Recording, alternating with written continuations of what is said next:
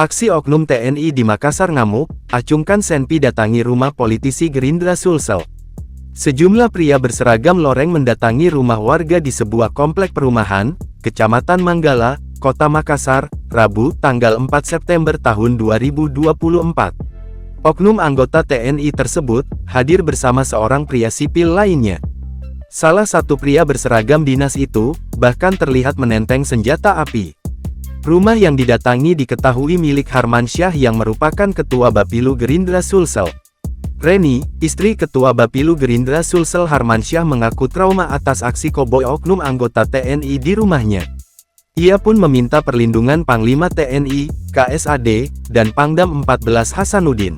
Saya mohon, dan ini bantuannya kepada Bapak Panglima TNI, Bapak Kasat TNI, Bapak Pangdam Hasanuddin, kiranya kami sekeluarga, saya, suami dan anak-anak saya dapat dilindungi dari perilaku beberapa oknum TNI yang melakukan tindakan kekerasan. Permohonan Reni bukan tanpa alasan. Sebab oknum TNI itu mengancam akan menghabisi suaminya.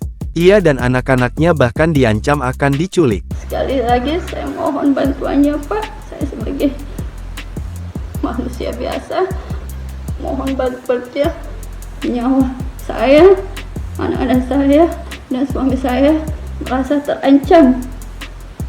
Sekali lagi mohon bantuannya Pak, terima kasih. Kini, oknum TNI yang mendatangi rumah Ketua Bapilu Gerindra Sulsel, Harmansyah, bakal diperiksa Detasemen Polisi Militer Denpom. Hal itu ditegaskan Kepala Penerangan Kodam 14 Hasanuddin, Kolonel In Mangapul Hutajulu saat dikonfirmasi wartawan, Kamis tanggal 5 September tahun 2024 pagi.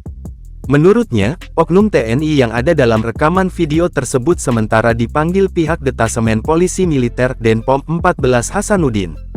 Sementara untuk oknum anggota yang bersangkutan tersebut, saat ini sedang dalam pemanggilan oleh pihak Denpom 14 Makassar untuk dilakukan pemeriksaan dalam proses penyelidikan, kata Kolonel In Mangapul Hutajulu dalam keterangan tertulisnya.